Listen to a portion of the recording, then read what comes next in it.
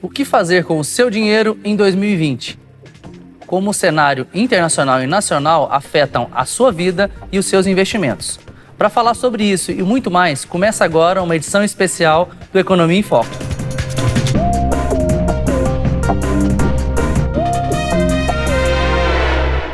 Olá, pessoal! Estamos aqui hoje com uma equipe de especialistas do Banco do Brasil para falarmos sobre as perspectivas de 2020 para a economia e investimentos. Para começar esse bate-papo, vamos trocar uma ideia aqui com o Germano. Germano, vamos falar um pouquinho sobre a economia brasileira e internacional? Legal, Léo, vamos sim. Bom, qual a perspectiva nossa para a economia internacional para o ano de 2020? Entramos no ano com 2 pontos positivos, que é o recente acordo Estados Unidos e China sobre os acordos comerciais, isso foi um ponto muito positivo, e também a pacificação da saída do Reino Unido da União Europeia com relativa organização, que era um risco grande que a gente não tinha no mercado. Porém, a gente tem nos dias mais recentes a escalada das tensões geopolíticas entre Estados Unidos e Irã, que pode, em algum momento, se tornar um ponto de maior atenção quando a gente faz uma análise de cenário. Do ponto de vista da economia brasileira, o ano de 2020, no nosso entendimento, é um ano que vai ter o início de um novo ciclo virtuoso de crescimento para o Brasil. Tá? Diferentemente de anos anteriores, onde a gente tinha o Brasil crescendo impulsionado por políticas públicas, dessa vez o protagonista do crescimento econômico brasileiro vai ser a política monetária. Entramos num ano aí com taxa de juros no patamar de 4,5%, menor patamar de juros histórico da economia brasileira. Isso é um fator extremamente importante porque impulsiona o crédito, impulsiona o consumo e tem todos os condicionantes para conseguir destravar os investimentos da economia. Falando especificamente das nossas projeções, a gente tem uma expectativa de crescimento para a economia brasileira em 2020 ao redor de 2,5%. É um crescimento bem positivo quando a gente compara os anos anteriores. A gente vinha aí nos últimos 3 anos com um crescimento médio próximo a 1%. Então a gente faz aí, sem dúvida nenhuma, um movimento bem importante para a gente começar a crescer de maneira mais significativa. E a gente consegue esse crescimento com 2 coisas importantes: inflação bem controlada e taxa de juros em patamar muito baixo. Esse maior crescimento da nossa economia, aliado a um ambiente internacional relativamente benigno, considerando que não teremos nenhum avanço nessas tensões geopolíticas, isso deve proporcionar uma taxa de câmbio relativamente acomodada ao redor de R$4 para cada dólar. Legal. E se a gente fosse pensar então, estamos num cenário então de atividade econômica acelerada e inflação controlada. Isso até anteriormente a gente sempre discutia, quando a atividade econômica acelerava muito, a gente já começava a ter um ciclo inflacionário. E o que muda desta para as outras vezes? Bom, diferentemente de crescimentos anteriores, episódios de crescimentos anteriores no Brasil, dessa vez a gente começa a crescer com uma capacidade ociosa bem significativa. Então isso permite com que a gente consiga avançar de maneira um pouco mais rápida, sem gerar pressão de demanda, ou seja, sem fazer com que os preços se elevem de maneira mais significativa. Então isso permite com que o Banco Central consiga atravessar o ano de 2020 com taxas de juros nos patamares muito próximos ao que a gente convive hoje em dia. Interessante. Então a gente continua com uma atividade econômica reaquecendo, como a gente já observou em 2019, e com um patamar de juros baixo, Então o investidor acaba tendo que experimentar um pouco mais de investimentos com risco nas suas carteiras, Experimentando aquela famosa analogia que a gente faz da montanha-russa, Uma montanha-russa que a gente praticamente não tinha muita emoção, e agora a gente passa para ter que experimentar esses novos graus de risco.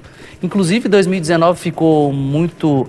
os investimentos em 2019 tiveram performances satisfatórias, muito interessantes, em especial investimento em bolsa, Para falar de bolsa, Vitor, nesse cenário de crescimento da atividade econômica, como que ficam os investimentos em bolsa?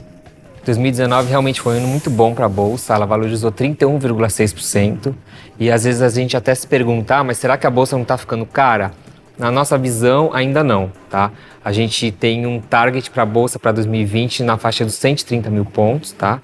Só para dar um disclaimer, esse target é feito com base numa análise bottom-up dos nossos analistas, ou seja, com base nas estimativas de lucro para as empresas que a gente cobre ali do Ibovespa, tá?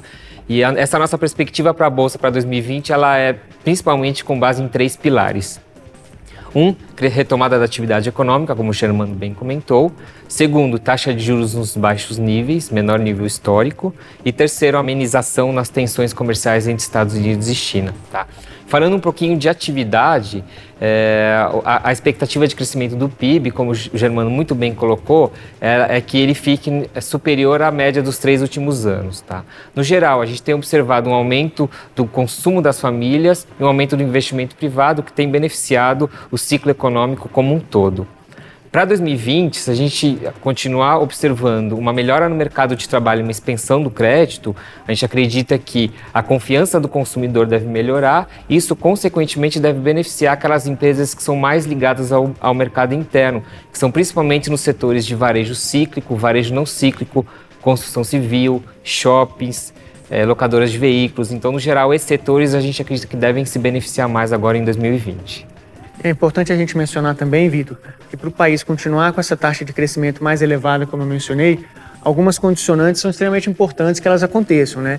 Nós tivemos em 2019 um passo muito importante na nossa economia, que foi a aprovação da reforma previdenciária, que deu um primeiro passo para que a gente pudesse fazer um equacionamento mais racional das nossas contas públicas, mas isso deve ter uma continuidade ao longo dos próximos anos. Então a gente imagina que para que a gente continue crescendo de maneira sustentada, avanços estruturais na nossa economia também são extremamente importantes, né? É importante que o setor público torne-se cada vez mais eficiente e que a gente consiga, enfim, fazer alguma medida mais estrutural, como uma reforma tributária, que isso possa dar maior produtividade para a nossa economia e as nossas taxas de crescimento sejam cada vez maiores e de maneiras sustentáveis.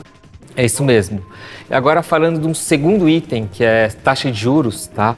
A gente tem visto a taxa de juros no seu menor nível histórico agora no Brasil. Isso tem motivado uma reprecificação dos ativos na Bolsa de Valores.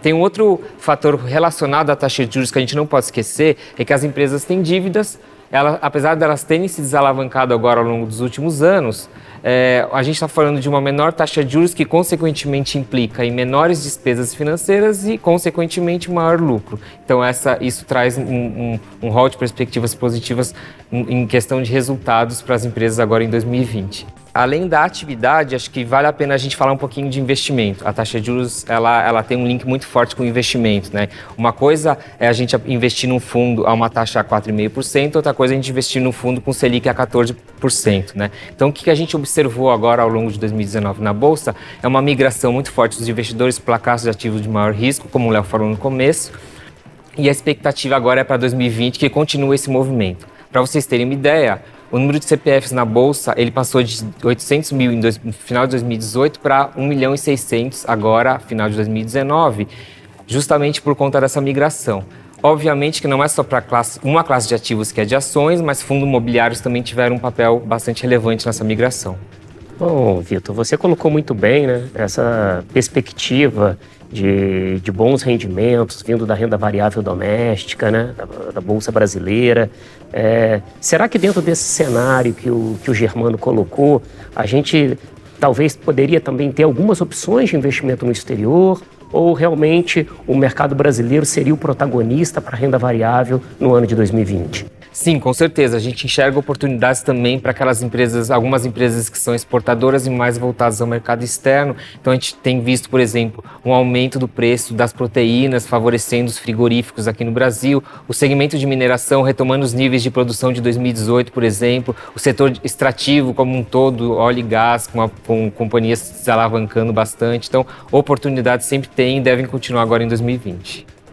Legal, Vitor. Então, a gente tem uma perspectiva de bolsa subindo e é importante que o investidor perceba que a bolsa como um todo sobe, mas existem oportunidades pontuais que tendem a gerar um ganho um pouquinho maior.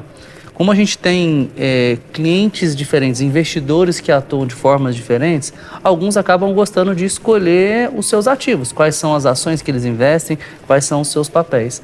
Mas existem também outros veículos que podem ajudar o cliente na diversificação e na delegação. Então, o cliente pode consolidar ali a sua carteira de investimentos, o seu portfólio, com várias opções de investimentos, inclusive delegando parcial ou totalmente esse papel para uma asset.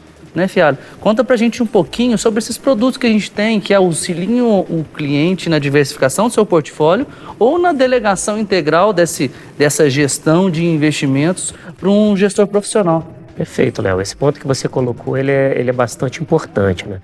Porque a despeito da gente ter uma perspectiva econômica positiva para o ano de 2020, não necessariamente a gente vai observar esse comportamento positivo dos ativos ao longo de todo o ano, né? Eventualmente, a gente vai ter um mês ou outro com perspectiva mais negativa para os investimentos.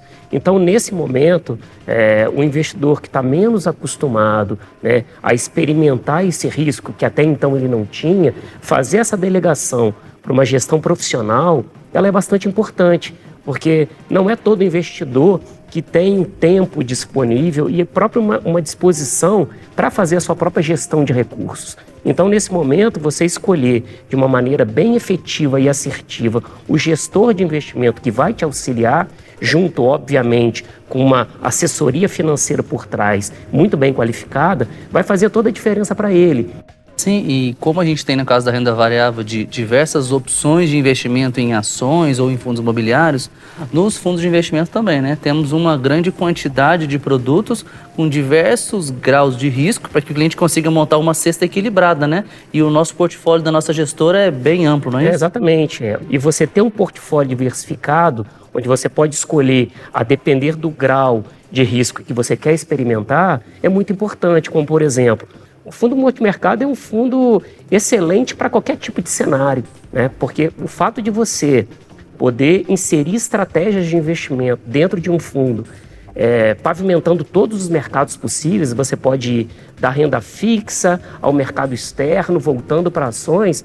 Quando você tem essa possibilidade de montar estratégias, você atende tanto aquele investidor que tem a necessidade de correr um pouco mais de risco em busca da rentabilidade, quanto para aquele cliente talvez um pouco mais conservador, que está saindo agora da renda fixa, tentando sair um pouco dos juros mais baixos.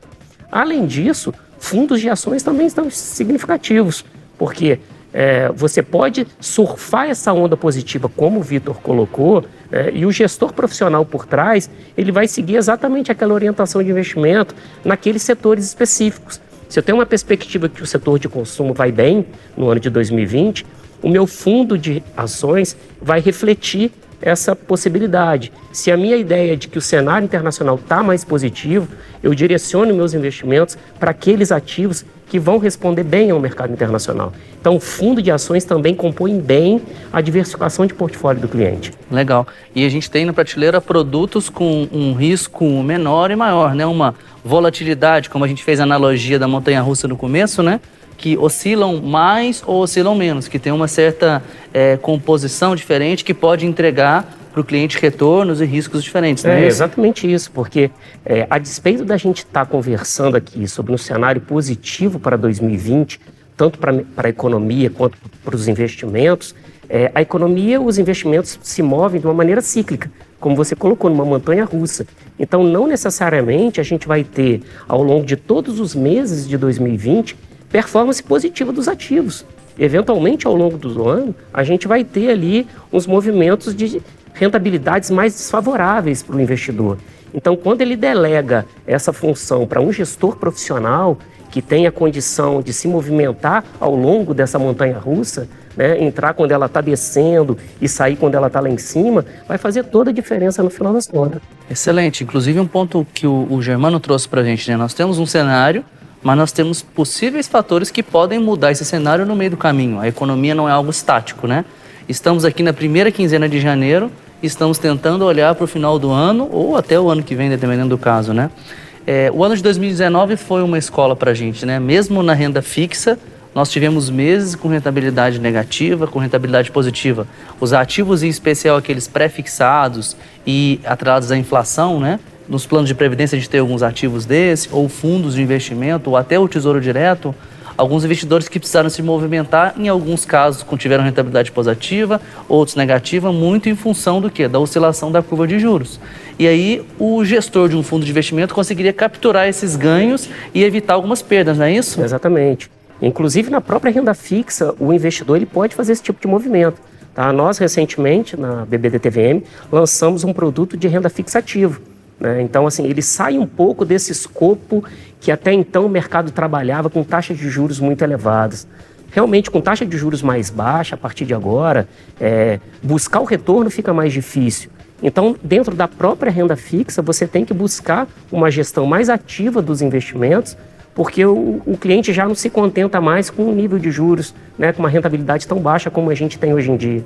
Então, essa gestão qualificada está fazendo toda a diferença. Uma assessoria de investimentos hoje é extremamente necessária para que o investidor tenha uma tranquilidade e tenha um horizonte de planejamento bem definido. Ótimo. Então, se a gente pudesse consolidar, a gente pegando um pouco da fala do Germano e do Vitor, nós temos um cenário de atividade econômica continuando reaquecendo, patamares de juros baixos, alguns fatores que temos que ficar de olho para saber se isso se concretiza e um portfólio bem amplo aqui, né?